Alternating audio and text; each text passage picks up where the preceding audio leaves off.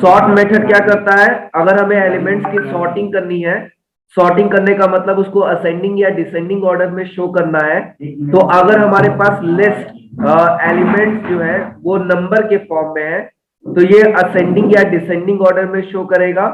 ठीक है। और अगर हमारे पास अल्फाबेटिकल कैरेक्टर्स हैं तो इनकी असेंडिंग या डिसेंडिंग ऑर्डर को शो करेगा। जैसे पहले ए बी सी इस तरह से सीक्वेंस में आएगा या लास्ट से सीक्वेंस खुलेगा। तो एक बार यहाँ पे मैंने एक लिस्ट ली है जिसमें कुछ एलिमेंट्स लिए हैं ए जेड बी और डी। ठीक है। मैंने यहाँ फंक्शन अप्लाई किया L1 डॉट सॉर्ट और इसके बाद इसको प्रिंट कर दिया।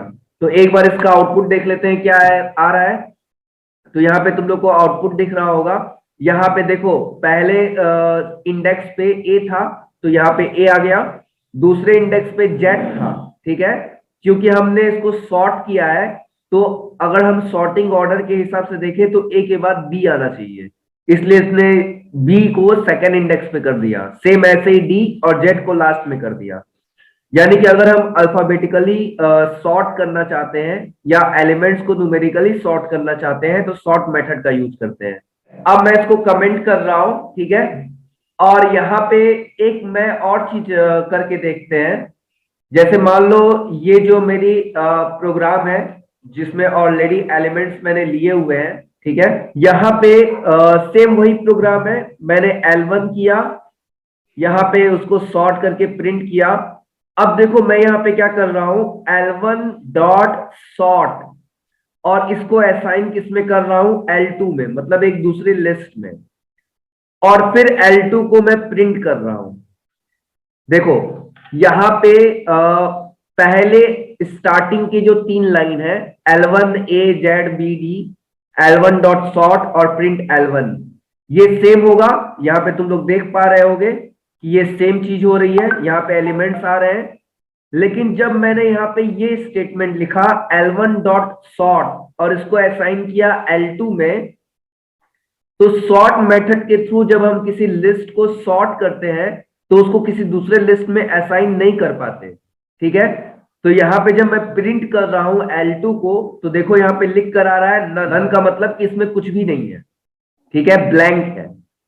यानी कि अगर मैं सॉर्ट मेथड के थ्रू किसी लिस्ट को सॉर्ट करके उसको असाइन करता हूं किसी दूसरे लिस्ट में तो वो ये ऑपरेशन पॉसिबल नहीं है, यानी वो सॉर्टेड एलिमेंट्स असाइन नहीं होंगे। अब इस प्रॉब्लम को सॉल्व करने के लिए हमारे पास एक मेथड और है और इस मेथड को बोलते हैं सॉर्टेड मेथड। तो अगर इस प्रॉब्लम को सॉल्व करना है तो उसके लिए मैं सॉर्ट की जगह सॉर्टेड मेथड यूज करूंगा। और एक चीज मैं और बता दूं तुम लोग को, कई बार बोर्ड के पेपर में ये पूछता है कि सॉर्ट और सॉर्टेड फंक्शन में क्या डिफरेंस होता है। ठीक है। तो एक बार जल्दी से इसको देख लेते हैं कि ये क्या करेगा। मैंने यहां लिखा L1, यहां पे कुछ एलिमेंट्स ले लिए ARXC, मैंने यहां लिखा सॉर्टेड L1, इसको प्रिंट किया। ठीक है। इसको मैं कमेंट कर दे रहा हूं और पहले इतना रन करके दिखाता हूं कि क्या आउटपुट आएगा। तो ये सेम वही चीज करेगा जो ऊपर सॉर्ट कर रहा था। यहां पे तुम लोग देख पा रहे होगे, यहां लिखा है A C R और X, इसको अल्फाबेटिकली ऑर्डर में सॉर्ट कर दिया। अब जो वर्क मैं वहां नहीं कर पा रहा था उसको करके देखते हैं। तो मैंने यहां पे देखो L1 को सॉर्टेड किया और असाइन कर दिया L2 में और फिर इसको प्रिंट किया। तो अब क्या होगा, जो L1 सॉर्टेड लिस्ट है इसके सारे एलिमेंट्स किसमें असाइन हो जाएंगे, L2 में, मतलब ये ऑपरेशन पॉसिबल है। और इसके बाद हमने क्या किया, इसको प्रिंट कर दिया। तो यहाँ पे हम लोग इसको रन करते हैं तो यहाँ पे तुम लोग देख पा रहे होगे ACRX और ACRX कि ये जो है ये तुम्हारा L2 का आउटपुट है। ठीक है, ये तुम्हारा L2 का आउटपुट है। और यहाँ पे जो हम लोग प्रिंट कर रहे हैं ये जो लिस्ट है ये तुम्हारा L1 का आउटपुट है। ठीक है, मैं एक बार फिर से दिखा दे रहा हूं। देखो ये है L1 का ACRX और हमने सॉर्टेड करके इसको असाइन किया L2 में, तो ये हो गया L2 का आउटपुट। तो ये डिफरेंस पूछता है सॉर्ट और सॉर्टेड में। तो हमें यही बताना है कि सॉर्ट और सॉर्टेड में ये डिफरेंस होता है कि अगर हम किसी लिस्ट को सॉर्ट करके उसको असाइन कर रहे हैं तो सॉर्ट फंक्शन में ये पॉसिबल नहीं है, लेकिन अगर हमको यही सॉर्टेड मेथड का यूज करेंगे तो ये चीज हम कर सकते हैं। अब हम आते हैं नीचे और यहाँ पे कुछ और फंक्शन है, जैसे तुम लोग यहाँ पे देख पा रहे होगे। एक्सेल में तुम लोग ये फंक्शंस ऑलरेडी पढ़े भी होगे, मिन मैक्स और सम। तो जो काम हम एक्सेल में करते थे, मिनिमम मैक्सिमम और समेशन का किसी लिस्ट के एलिमेंट को, वही चीज अगर हमें पाइथन में करनी है कि लिस्ट के एलिमेंट जो है उसमें मैक्सिमम मिनिमम या समेशन देखना है, तो ये चीज हम कैसे करेंगे। जैसे मान लो मैं एक प्रोजेक्ट बना रहा हूं और मुझे इसमें ये देखना है कि सबसे हाईली सैलरी पेड एम्प्लॉय कौन सा है, तो इसके लिए मुझे मैक्स फंक्शन यूज करना होगा। सेम मुझे ओवरऑल टोटल करना है तो सम करना होगा। मुझे ये देखना है कि सबसे कम सैलरी किसको दे रहा हूं तो मिन फंक्शन यूज करना होगा। तो इस तरह की अगर मुझे चीजें या एक्टिविटी करनी है तो उसके लिए मुझे मिन मैक्स और सम फंक्शन का यूज करना होगा। यहाँ पे मैंने एक L1 लिस्ट लिया है जिसमें कुछ एलिमेंट्स लिए हैं 12, 34, 32, 54। चार मैंने लिस्ट के एलिमेंट्स लिए हैं। मैंने यहाँ लिखा मैक्स L1, ठीक है, और इसको प्रिंट कर दिया।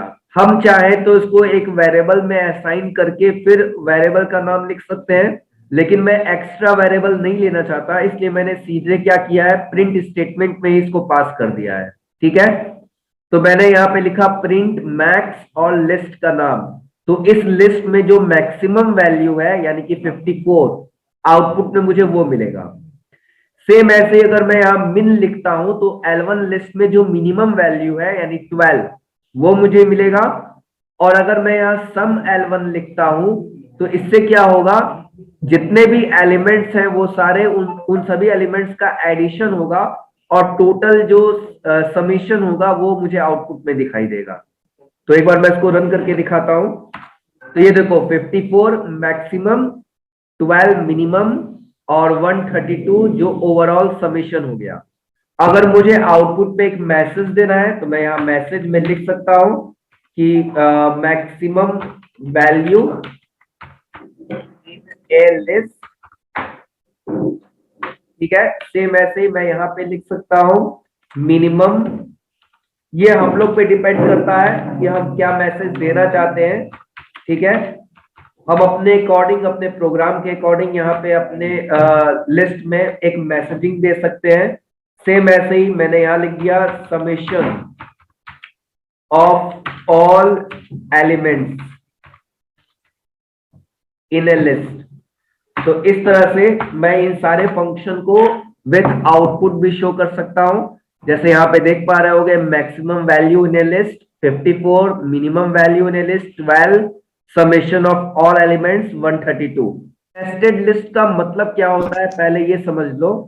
नेस्टेड लिस्ट का मतलब होता है लिस्ट विद इन लिस्ट, यानी कि एक लिस्ट के अंदर अगर मुझे एक और लिस्ट चाहिए तब मैं यूज करूंगा नेस्टेड लिस्ट का, ठीक है। अब इसका यूजेज क्या है, इसकी जरूरत हमें कब पड़ेगी। जैसे मैं किसी इंप्लॉय का डिटेल ले रहा हूं तो मुझे इंप्लॉय कोड, इंप्लॉय नेम, यहां थर्ड पोजीशन पे मैं एक एड्रेस ले रहा हूं जिसमें मुझे लोकल एड्रेस और परमानेंट एड्रेस दो चाहिए। तो थर्ड पोजीशन पे मैं एक और लिस्ट ले सकता हूं। इसके बाद मैंने फादर्स नेम लिया, मदर्स नेम लिया और फिर मैंने लिया डेट ऑफ बर्थ। तो फिर से मुझे एक लिस्ट लेनी होगी डे, मंथ और ईयर के लिए। तो इस तरह से भाई कई बार ऐसा सिचुएशन होता है कि मुझे क्या करना होता है, मुझे एक लिस्ट के अंदर दूसरी लिस्ट लेनी होती है जिसको हम बोलते हैं नेस्टेड लिस्ट। एक कॉन्सेप्ट और भी है, जैसे मान लो मैथमेटिक्स में तुम लोग पढ़े होगे मैट्रिक्स। अगर हमको मैट्रिक्स के फॉर्म में एलिमेंट्स को पाइथन में शो करना है तो मैं 2D फॉर्म में या 2D फॉर्म में या 3D फॉर्म में जो है लिस्ट के एलिमेंट्स को शो कर सकता हूं। तो उसके लिए भी मुझे नेस्टेड लिस्ट का कॉन्सेप्ट यूज करना होगा।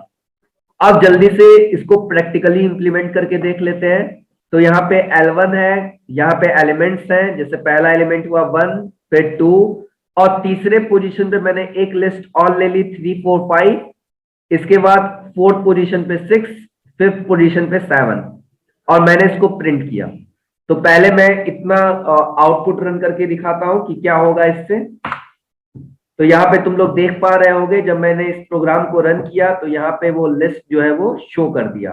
ठीक है, अब इसी प्रोग्राम को मैं इसमें और चीजें देखते हैं। जैसे नीचे मैंने एक L2 लिया हुआ है और इसमें एलिमेंट्स हैं 1 2 3, L3 में है 4 5, L4 में है 6 7 8। अब अलग अलग लिस्ट है और इन सबको मैं एक दूसरे लिस्ट में लेना चाहता हूं। जैसे L5, तो पहले लिस्ट क्या है L2, फिर कॉमा L3, फिर कॉमा L4, और इसके बाद मैं चाहूं तो एलिमेंट्स भी ले सकता हूं अलग से। जैसे मैंने ले लिया 78 और 98, 78 कॉमा 98। जब मैं इसको प्रिंट करूंगा तो क्या हो जाएगा, देखो पहला क्या हो गया, देखो ये ब्रैकेट बना है, यानी कि इसका मतलब ये हो गया कि एक पूरी एक लिस्ट है। अब इस ब्रैकेट के अंदर फिर से ब्रैकेट बना है, मतलब ये लिस्ट के अंदर दूसरी लिस्ट है। कौन सी लिस्ट है, L2, जिसमें क्या लिखा है 1 2 3। फिर इसी के अंदर एक और लिस्ट है जिसके अंदर क्या है 4 5, लिस्ट का नाम क्या है L3। फिर इसी के अंदर एक और लिस्ट है जिसका नाम है L4 और इसमें क्या है 6 7 8। और इसके बाद देखो यहाँ ब्रैकेट नहीं दिया है, नॉर्मल एलिमेंट्स दिए हैं 78 और 98। तो ये रहा 78 और 98। यहां तक क्लियर हुआ? Yes sir. अब नेस्टेड लिस्ट का एक और कॉन्सेप्ट है जिसको बोलते हैं 2D लिस्ट। 2D मतलब 2 डायमेंशनल। अगर मुझे लिस्ट को 2 डायमेंशनल फॉर्म में शो करना है तो इसके लिए मैं किस तरह से लिस्ट को यूज करूंगा, ये कॉन्सेप्ट देख लेते हैं। तो सबसे पहले मैंने लिखा L1, ठीक है। L1 के बाद देखो यहां पे पहला लिस्ट क्या है 1 2, पहला रो क्या हो गया 1 2, दूसरा रो क्या हो गया 3 4, फिर क्या हो गया 5 6, और मैंने इसको प्रिंट कर दिया। तो यानी ये 2D का फॉर्म हो गया, जिसमें 2D का मतलब क्या हो गया, ये रो और कॉलम के फॉर्म में एलिमेंट्स को डिस्प्ले करेगा। तो यहाँ पे एक लिस्ट है जिसके अंदर 3 और लिस्ट है, और वो क्या है, पहले रो में 1 2 है, फिर क्या है 3 4 है, फिर क्या है 5 6 है। अभी ये 2D के फॉर्म में या शेप में तुम्हें दिखाई नहीं दे रहा होगा, तो इसको हम कुछ इस तरह से भी डिक्लेयर कर सकते हैं। मैं इसका एक दूसरा तरीका भी बता रहा हूं कि हम किस तरह से इसको और डिक्लेयर कर सकते हैं। यहां पे मैंने लिया L2। अब देखो पहले रो में एलिमेंट्स क्या है 1 2 3, मैंने कॉमा दिया, एंटर की प्रेस किया। अब दूसरे लिस्ट में क्या लिया 4 5 6, कॉमा किया, एंटर की प्रेस किया, फिर 7 8 9। तो अगर कोई पूछता है कि ये मैट्रिक्स कितने रो और कितने कॉलम की है, तो इसमें 3 रो है और 3 कॉलम है। 3 बाई 3 की क्या है, ये मैट्रिक्स है। तो इस तरह से हम लिस्ट को मैट्रिक्स के फॉर्म में शो कर सकते हैं। और जब हम इसको प्रिंट करेंगे, यहां मैं आउटपुट भी दिखा दे रहा हूं, मैं जब इसको प्रिंट करूंगा तो नॉर्मल जैसे लिस्ट के एलिमेंट्स यानी लिस्ट विद इन लिस्ट या नेस्टेड लिस्ट की जो फॉर्म है उसी फॉर्म में वो शो करेगा। अब मैं यहाँ पे एक कॉन्सेप्ट और बताने जा रहा हूं। जैसे मान लो यहां पे 1 1 1 1 पोजीशन क्या है, यह है 0 1 और यह है 0 1।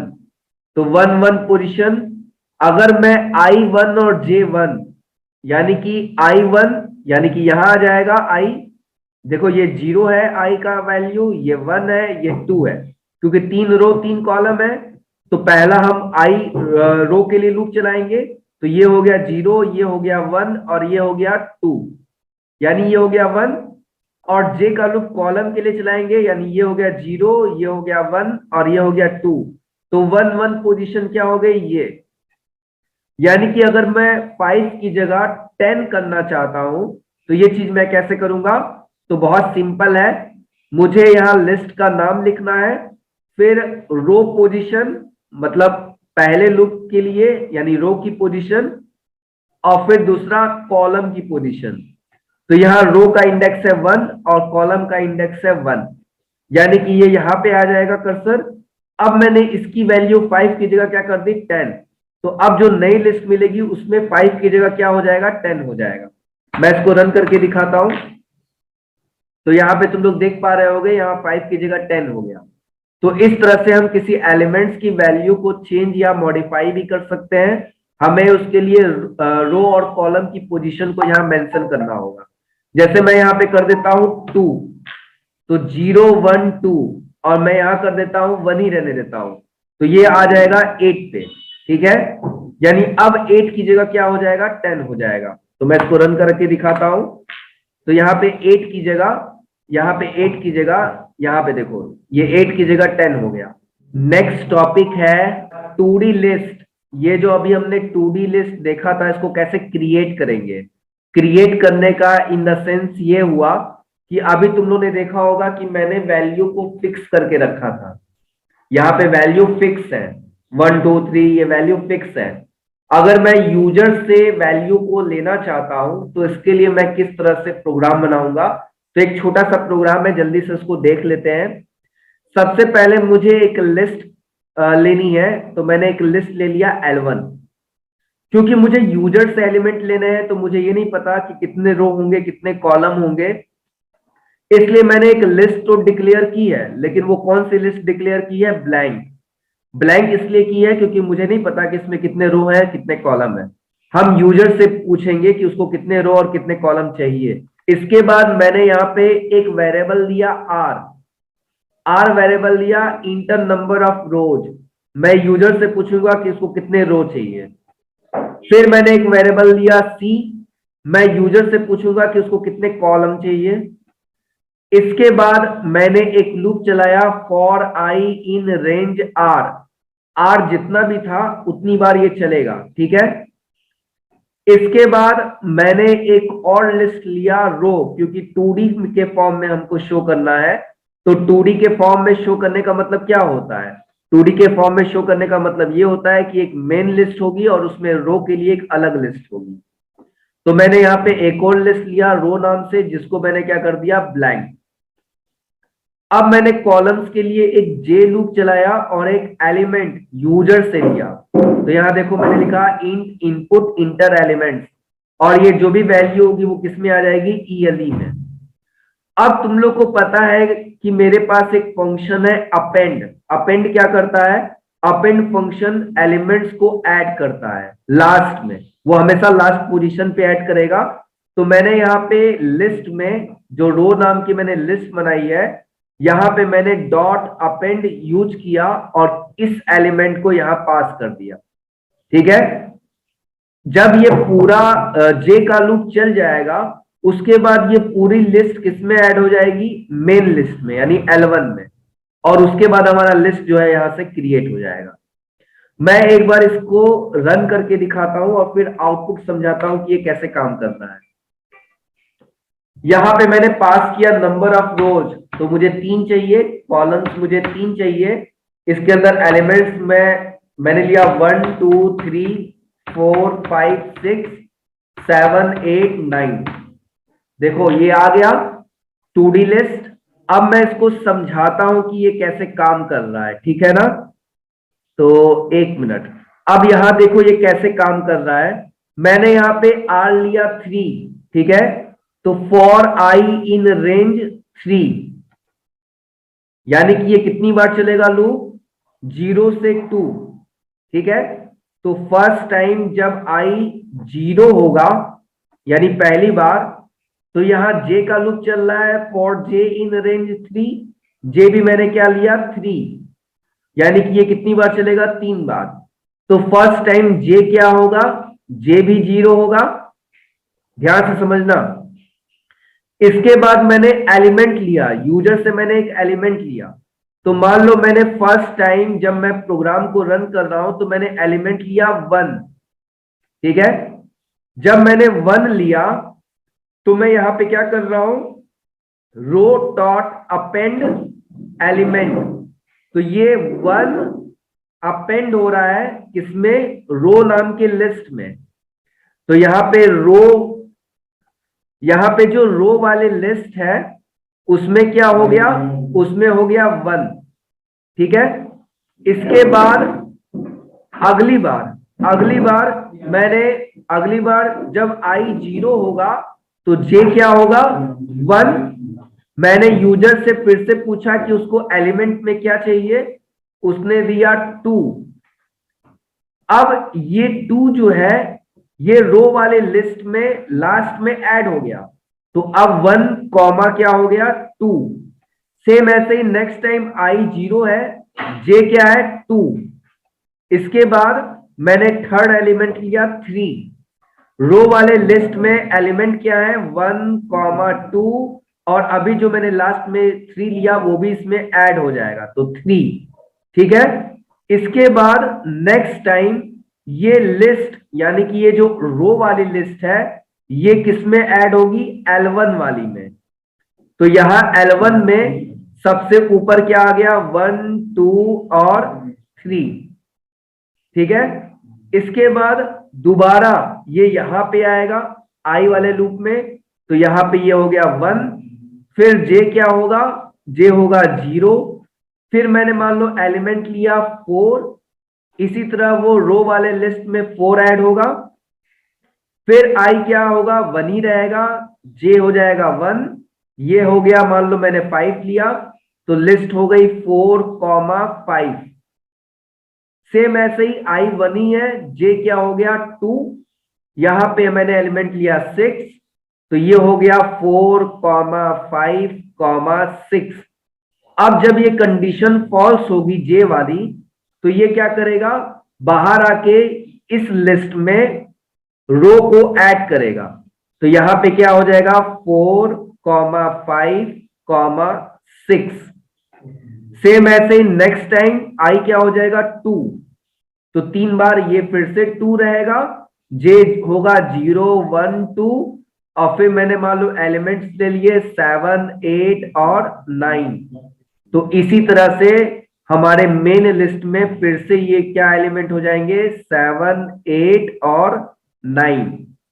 ठीक है, और क्योंकि ये सब लिस्ट के फॉर्म में है, तो यहाँ पे क्योंकि हम लिस्ट ले रहे हैं तो यहाँ पे एक ब्रैकेट लगा होगा, एक ब्रैकेट यहां लगा होगा, एक ब्रैकेट यहां लगा होगा, और फिर एक ओवरऑल ब्रैकेट लगा होगा। तो ये नेस्टेड लिस्ट को सपोर्ट करेगा और 2D फॉर्म को डिनोट करेगा।